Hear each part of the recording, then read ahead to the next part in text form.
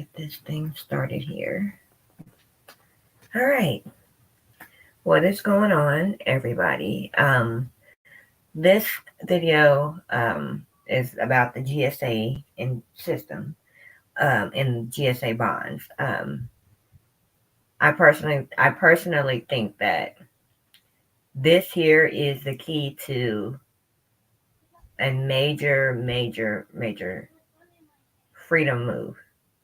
So please forgive me if you do hear me say excuse me, and I mute because I have two little ones that constantly are mommy.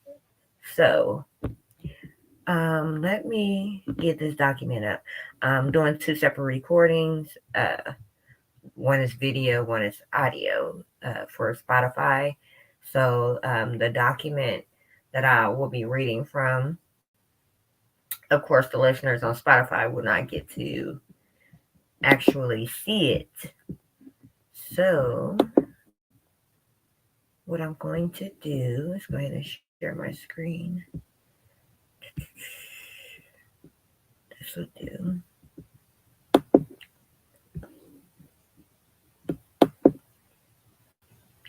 All right. And I want to, let me put this up full screen. I like full screen. When it comes to me, I don't really need my little video thing up here. So let's try to get it full screen. Okay. This is 43 pages long. I most definitely will not read. And you know what? I did want to look some things up. So what I'm going to do is I will stop sharing that. And I am going to go full screen. I feel like that's necessary due to the fact that I have several things I want to share. So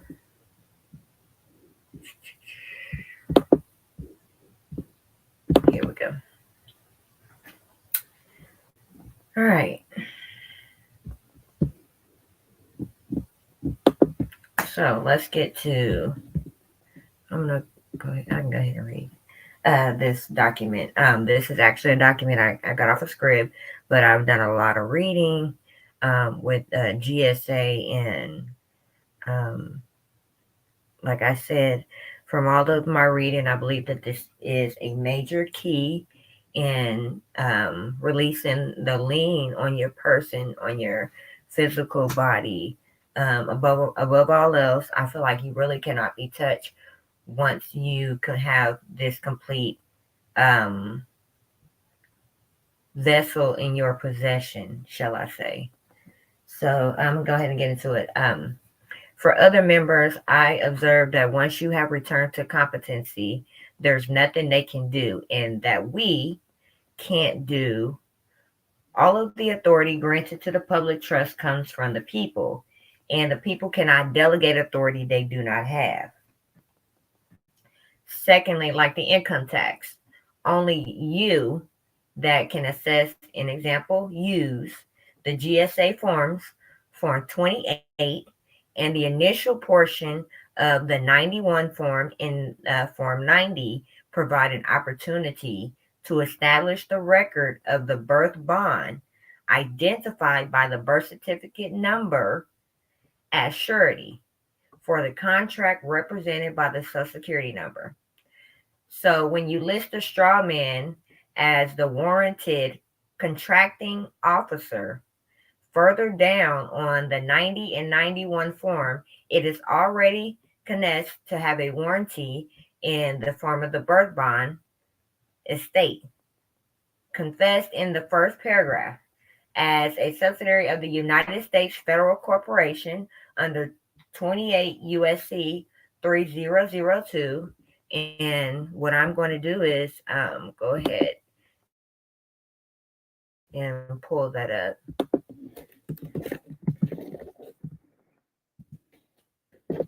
Did GSA. I forgot that fast. 3002. Yeah, I was right. Yeah, 3002. Let's see. Defined in this chapter, counsel for the United States means a United States attorney and assistant United States attorney designated to act on behalf of the United States attorney. So let me get into these. I figured they were definitions.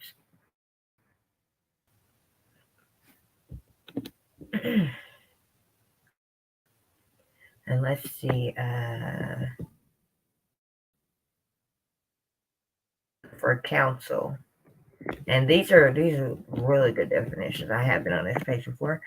Counsel for United States means the United States Attorney and assistant United States Attorney designated to act on behalf of the United States Attorney or an attorney with the United States Department of Justice or with the federal agency who has litigation authority, and B, any private attorney authorized to contract made in accordance with Section 3718 of Title 31 to conduct litigation for collection of debts on behalf of the United States.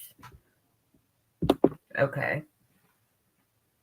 So where we leave off, it is in fact the only officer on the contract. The forms are handing a remedy on a silver platter to those who will look. Instead of reading GSA's website, you might give a look to Section 28 and 53 of 48 CR. Third, when the county received the birth record, it issued a certificate of birth. That's the receipt that proves the delivery, similar to a bill of lading. It is also a security under Title 15, in that it is a certificate of interest. What many people fail to realize is that the failure to return equity when the county registrar received it compromises a stipulation to the creation of a resulting trust. By definition, they are the trustees on the trust. They are holding the instrument. They are holding all the equity.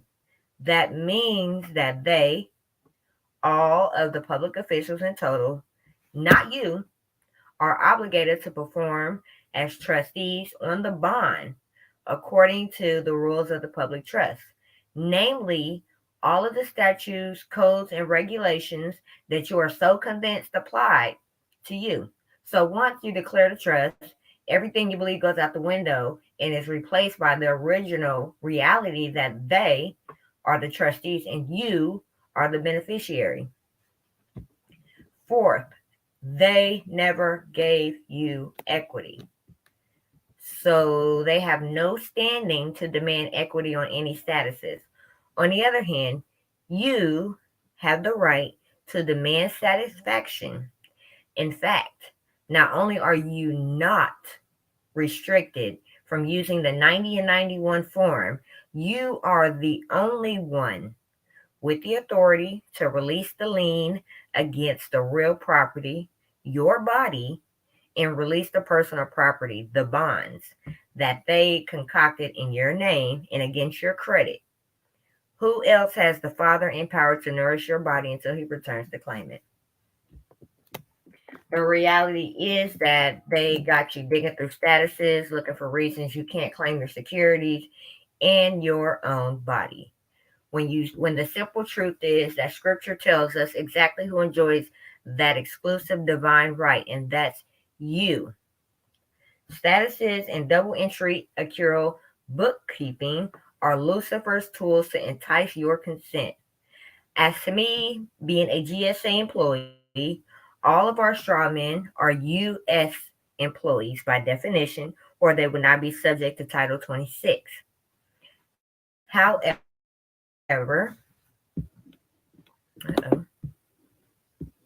permit me to caution that you are free to comment as you see fit. But this was, again, a group post. We leave sort of a venom to the politicians and professional agitators who seem to covet it. We will not be adding to the decline of discourse in society and contravention of Scripture. 28. Scope of part. This part describes requirements for obtaining financial protection against losses under contracts that result from the use of the sealed bid or negotiated methods. It covers bid guarantees, bonds, alternative payment protections, security for bonds, and insurance. 280.001 definitions as used in this part. Attorney in fact means an agent, independent agent, underwriter, or any other company or individual holding a power of attorney granted by a surety. See also power of attorney at 2.101. Bid means that any response to a solicitation, including a proposal under a negotiated acquisition. Bidder means any entity that is responding or has responded to a solicitation, including an offerer under a negotiated acquisition. Bid guarantee means a form of security assuring that the bidder, one, will not withdraw a bid within a period specified for acceptance, and two, will execute a written contract and furnish required bonds, including any necessary coinsurance or reinsurance agreements within the time specified in the bid, unless a longer time is allowed after receipt of the specified forms. Bond means a written instrument executed by a bidder or contractor, the principal, and a second party, the surety or sureties, except as provided in 28.204, to assure fulfillment of the principal's obligations to a third party, the obligee or government identified in the bond.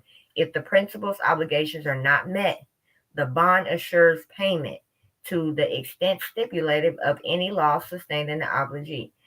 The types of bonds and related documents are as follows. An advance payment bond secures fulfillment of the contractor's obligations under an advance payment provision.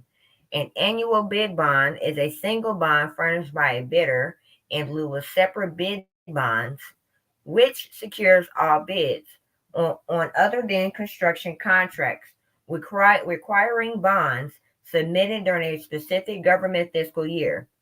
3. An annual performance bond is a single bond furnished by a contractor in lieu of a separate performance bonds to secure fulfillment of the contractor's obligations under contracts other than construction contracts requiring bonds entered into during a specific government fiscal year. 4. A patent infringement bond secures fulfillment of the contractor's obligations under a patent provision. 5. A payment bond assures payments as required by law to all persons supplying labor or material in the prosecution of the work provided for in the contract. Interesting. 6. A performance bond. Number 5 would basically also states a job. A performance bond secures performance and fulfillment of the contractor's obligations under the contract. Consent of surety means an acknowledgement by a surety that its bond given in connection with a contract continues to apply till the contract is modified. Penal sum or penal amount means the amount of money specified in a bond or a percentage of the bid price in a bid bond as the maximum payment for which the surety is obligated or the amount of security required to be pledged to the government in lieu of a corporate or individual surety for the bond. Reinsurance means a transaction which provides that a surety for a consideration agrees to indemnify another surety against loss which the latter may sustain under a bond which it has issued. Okay. I'm getting somewhere here. 28.100 Scope of Subpart. This subpart prescribes requirements and procedures for the use of bonds, alternative payment protections, and all types of bid guarantees. 28.101-1 Policy on Use. A contracting officer, A contracting officer shall not require a bid guarantee unless a performance bond or a performance and payment bond is also required. except as provided in paragraph C of this subsection, bid guarantees shall be required whenever a performance bond or a performance and payment bond is required. B. All types of bid guarantees are acceptable for supply or service contracts. Only separate bid guarantees are acceptable in connection with construction contracts. Agencies may specify that only separate bid bonds are acceptable in connection with construction contracts. C. The chief of the contracting office may waive the requirement to obtain a bid guarantee when a performance bond or a performance and payment bond is required. If it is determined that a bid guarantee is not in the best interest of the government for a specific acquisition, example, overseas construction, emergency acquisition, sole or source contracts. Class waivers may be authorized by the agency head or designee. 28.101-2 Solicitation provision or contract clause. A. The contracting officer shall insert a provision or clause substantially the same as the provision at 52.228-1. Bid guarantee in solicitations or contracts that require a bid guarantee or similar guarantee. For example, the contracting officer may modify this provision. 1. To set a period of time that is other than 10 days for the return of executed bonds. 2. For use in connection with construction solicitations when the agency has specified that only separate bid bonds are acceptable in accordance with 28.101-1B. 3. For use in solicitations for negotiated contracts, or 4. For use in service contracts containing options for extended performance. B. The contracting officer shall determine the amount of the bid guarantee for insertion in the provision at 52.228-1. The amount shall be adequate to protect the government from loss should a successful bidder fail to execute further contractual documents and bonds are as required. The bid guarantee amount shall be at least 20% of the bid price, but shall not exceed $3 million. And this is where I've stated before in several other videos, like when you get a ticket or you get charged with something, each one of those charges are maxed out at $3 million with those bonds. When the penal sum is expressed as a percentage, a maximum dollar limitation may be stated. 28.101-2 Solicitation provision or contract clause. A. The contracting officer shall insert a provision or clause substantially the same as the provision at 52.228-1, bid guarantee in solicitations or contracts that require a bid guarantee or similar guarantee. For example, the contracting officer may modify this provision. 1. To set a period of time that is other than 10 days for the return of executed bonds.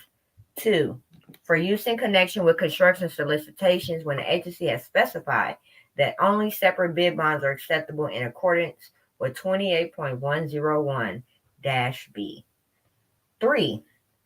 For use in solicitations for negotiated contracts, or 4.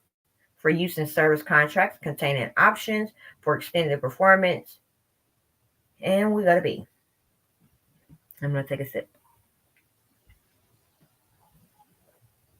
The contracting officer shall determine the amount of the bid guarantee for insertion in the provision at 52.228-1. The amount shall be adequate to protect the government from loss should the successful bidder fail to execute further contractual documents and bonds as required. The bid guarantee amount shall be at least 20% of the bid price, but shall not exceed $3 million. When the penal sum is expressed as a percentage, a maximum dollar limitation may be stated.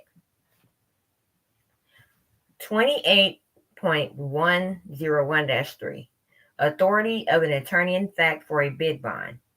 Any person signing a bid bond as an attorney in fact shall include with the bid bond evidence of authority to bind the surety. B. An original or a photocopy of an original power of attorney is sufficient evidence of such authority. C. For purposes of this section, electronic, mechanically applied, and printed signatures, seals, and dates on the power of attorney shall be considered original signatures, seals, and dates without regard to the order in which they were affixed.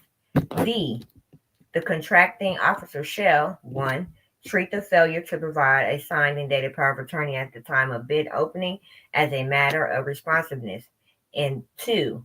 Treat questions regarding the authenticity and enforceability of a power of attorney at the time of bid opening as a matter of responsibility.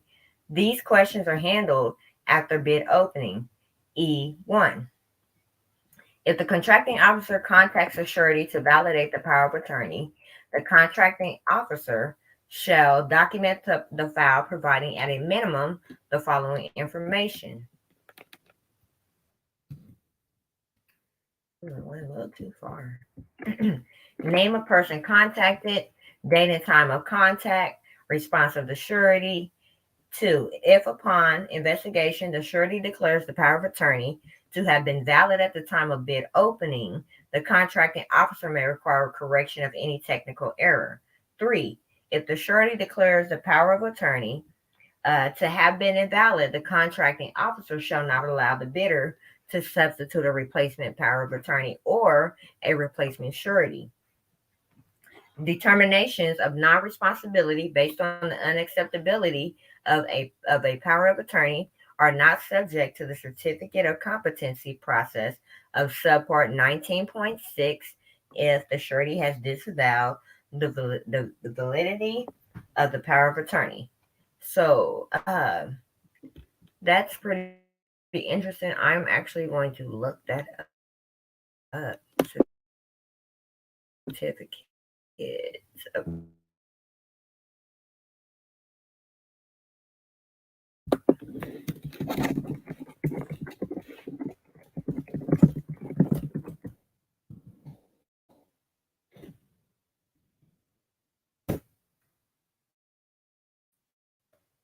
and I just want to look at that. And 19.6. So that certificate is issued by the SBA stating that COC, an individual or ability has a good requirement. You don't say. So I wonder, you know what? I will leave that for another video. I would, because that's something I'm going to actually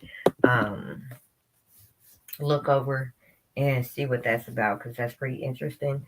Because we're already deemed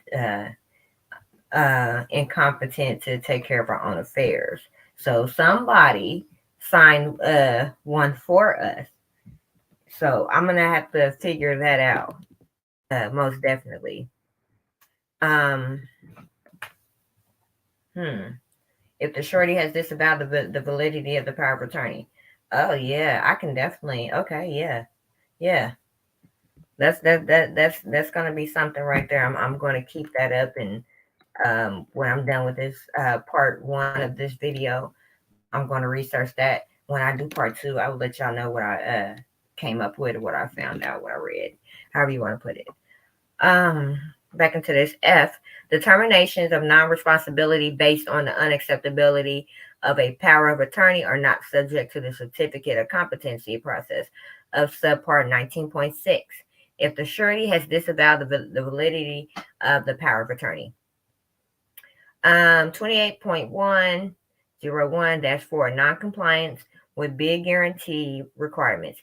A, in sealed bidding, non-compliance with a solicitation requirement for a bid guarantee requires rejection of the bid, except in situations described in paragraph C of this subsection when the non-compliance shall be waived. In negotiation, B, in negotiation, non-compliance with the solicitation requirement for a bid guarantee requires rejection of an initial proposal of unacceptable if a determination is made to award the contract based on initial proposals without discussion, except in situations described in paragraph C of this subsection, when noncompliance shall be waived. If the conditions for awarding based on initial proposals are not met, deficiencies in bid guarantees submitted by offerers determined to be in the competitive range shall be addressed during discussions, and the offerer shall be given an opportunity to correct the deficiency. Ain't that something? So we can basically say, hey, you know, by default, they said I was incompetent, but I'm more than competent to handle my own affairs. I can do this on my own. So yeah, I'm really gonna get in that. I'm gonna make this is page 5. I'm running on 30 minutes. I try not to do extremely long videos because I myself sometimes find it hard to just sit there and listen to a video. So it can take me like a week to listen to a 1 to 2 to maybe 4 hour video. So I'm gonna break this down. C. Noncompliance with the solicitation requirement for a bid guarantee shall be waived in the following circumstances unless the contracting officer determines in writing that acceptance of the bid bond will be detrimental to the government's interest when 1. Only one offer is received. In this case, the contracting officer may require the furnishing of the bid guarantee before award. 2. The amount of the bid guarantee submitted is less than required, but is equal to or greater than the difference between the offer price and the next higher acceptable price. The amount of the bid guarantee submitted, although less than required by the solicitation of the maximum quantity offered, is sufficient for a quantity for which the offerer is otherwise eligible for award. Excuse me. Any award to the offerer shall not exceed the quantity covered by the bid guarantee. The bid guarantee is received late, and late receipt is waived under 14.304. 5. A bid guarantee becomes inadequate as a result of the correction of a mistake under 14.407, but only if the bidder will increase the bid to the level required for the corrected bid.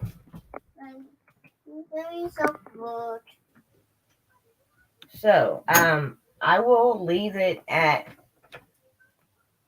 this part. I'm only at 27 minutes, so I could definitely, let me see. I left off on 5 of that subpart. So let me see. Okay, yeah, I'll go ahead and finish that out. 6. A telegraphic offer modification is received without corresponding modification of the bid guarantee. If the modification expressly refers to the previous offer and the offerer corrects in any deficiency in bid guarantee. 7. An otherwise acceptable bid bond was submitted with a signed offer, but the bid bond was not signed by the offerer. 8. An otherwise acceptable bid bond is erroneously you get the word, dated or bears no date at all. Or 9. A bid bond does not list the United States as obligee, but correctly identifies the offeror, the solicitation number, and the name and location of the project involved. So long as it is acceptable in all other respects. 28. All that. You know what? I'm gonna say that is actually, excuse me, next. So yes, and it's starting to get good or better. So I'm gonna leave it off at that. Part 2. I'm gonna start at 28.102, performance and payment bonds and alternative payment protections for construction contracts. Like I said, I will try to get to this second video, part 2, tonight. I got something to read on subrogation. I want to get that one done, and I have a lot of mail that has to be sent out, unfortunately, tomorrow. So I'm going to try to get part 1 completed and then upload it and then work on part 2 tonight and have that up before I go to bed. And hopefully tonight I can get more reading done. I don't mind, doing an hour, but I like to keep it short. So I will definitely see you guys on part 2 of the GSA and GSA bonds.